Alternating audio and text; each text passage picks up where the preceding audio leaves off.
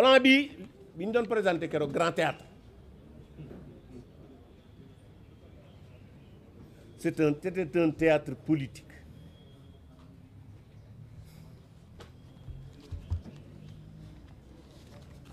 mooy lii plan bi tur wi rek déjà de Pastef da cee wax lu dëgg ndax dañ ko tuddee redressement économique et social loolu tudd na ci français plan bi économie néew ci social néew ci ñu tuddee ko ci wolof jubbanti koom xam nga koom mooy lan l'économie c'est la production de richesse mi ngi tàmbalee ci soxna si jaay caaf ci koñ bi ba ci Sonatel loolu économie ñoom son plan c'est un plan de redressement des finances publiques noonu lu tudd redressement des finances publiques ma ne leen c'est illégal parce que plan bi am na recette impôts yu ñu war a jël fayu am na taxes yu ñu war a fayu xëy na am na bor yu ñu war a leb gis nga République du Sénégal amul benn dërëm bu état bu Sénégal bu gouvernement sañ a jël ci benn sénégalais te assemblée nationale autorisé wu ko c'est pourquoi plan bi dañ ko waroon def projet de loi yóbbu ko assemblée nationale adopté ko ñu door ko présenter au public même seen agenda 2050 bi sax c'est illégal amul statut benn juridique et loolu boo ko waxee dinaa ci ñeme parce que Macky Sall ba mu defaree PSE ba pare dama ne ko président nañ ko defal une loi d'orientation économique pour mu am légalité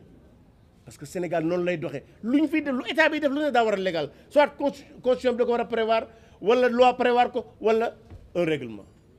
et évidemment en 2022 cette loi a été votée à l'Assemblée nationale de agenda 2050 ba léegi amatul l'onction de l'Assemblée nationale or toute recette toute dépense du gouvernement assemblée moo ko war a autorisé kon seen lii ñu tuddee woon plan de redressement économique et social qui est un plan de redressement financier il est illégal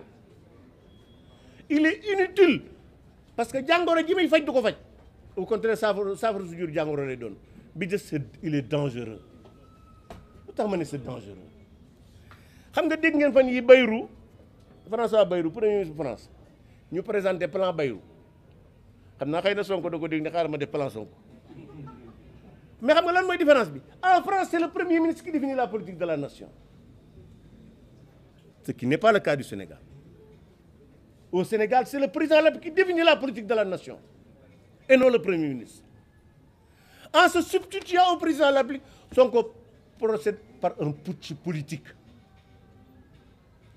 parce que amul benn disposition bu nekk fii bu ko may dara bu ko may lu tolloog tarfatal ay ni pour muy def pour mu présenter lii mu présenter nii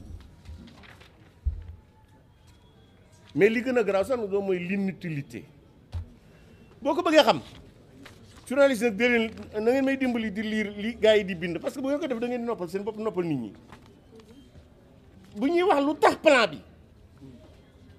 parce que boo bëggee xam plan bi ndax dana am njëriñ wala du am da ngay wax xool li tax plan bi jóg Sonko nee na mooy l'héritage nee na dañ fay fekk bor bu bari mooy 119% du PIB mooy loolu ñuy wax ah bi des mu ne dañ fay fekk un déficit de 14% ou 12%. C'est-à-dire que déficit ak endettement dafa am nu ñu koy fajee faj yi nag ñëpp bokkuñu ci d'accord mais mos am na nu ñu koy fajee bokk na ci nga réduire les dépenses publiques moyen la bu ñuy réduire les déficits ak l'endettement parce que déficit mooy lan mooy sa njël ëpp sa salaire. bu sa njël ëppee sa salaire voilà bu dee da nga lebi loo mottalee njël li parce que doo seetal xale yi ñuy xiif ñun nag suñu état bii li ma koy wax toujours day état bu obèse état bu mbuxri c'est-à-dire que li mu soxla ci alal dafa bari te alalu état fan lay jóge impôt taxe ak peut-être ay bor ak i don bu fekkente ne taxi yeeg yooyu yëpp boo ko boolee mu ëpp li nga moo gën a tuuti li ngay dépensé tu es obligé de nga dem lebi kon encore une fois ñoom li ñu ne moom lañ bëgg a faj tudde ko réduction traite la man góoma loolu man li ma jàpp mooy état bu Sénégal bii depuis 1960 daa nekk fépp nekk ci lépp te man li ma gëm mooy am na lu bëree bëri loo xam ne état mën na cee seppi loxoom bàyyi ko le secteur privé l'exemple de la Sonatel les télécommunications état du Sénégal moo ko doon gérer ñu génne téléphone jox ko créer ko société français en partenariat avec la France gis ngeen tey jii ça fait partie l'un des fleurons de l'Afrique pendant ce temps gis ngeen poste ni mu mel tey jii boo xoolee dégg naa ne ñoo dañuy créer 2000 boutiques Sonadis alors que Auchan a été créé la même année que Sonadis Auchan est devenu une multinationale Sonadis fay na bu yàgg bàyyi fi bor kon encore une fois jàpp naa ne bu fekkee dañoo bëgg redresser les finances publiques là aussi lu normal la parce que même 70% du PIB de la dette pour man c'est trop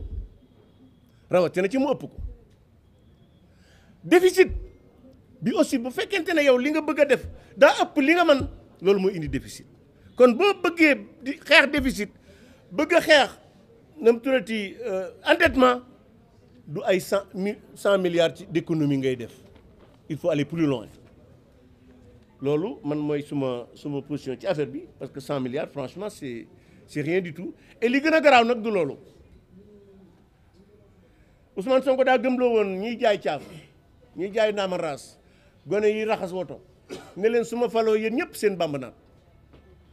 seen poste dina fees plan bii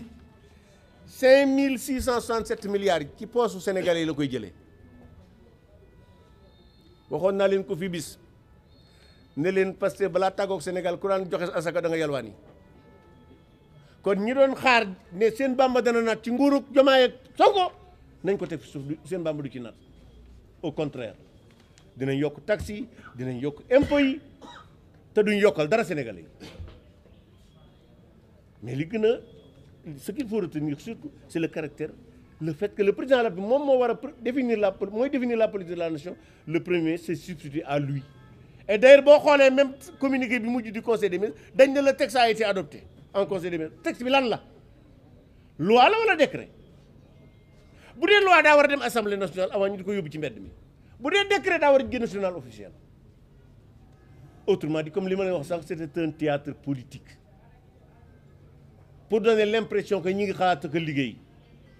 xalaatuñu liggéeyuñu indi nañ fi projet mujjul fenn agenda 2050 damay wax ne du projet du plan du programme c'était un pamphlet politique pour préparer les législatives bii itam nag se soupçonne que c'est pour préparer quelque chose maintenant Ousmane Sonko bi muy def dëgg nee na woon Diomaye bu mun na ma jox ba daa bëgg a jël ba daa bëgg a jël kon encore une fois xam nga tey man personnellement su ma neexoon ma laisser deux parce que yàgg naa wax sénégalais yi waa Pastef yi baaxuñu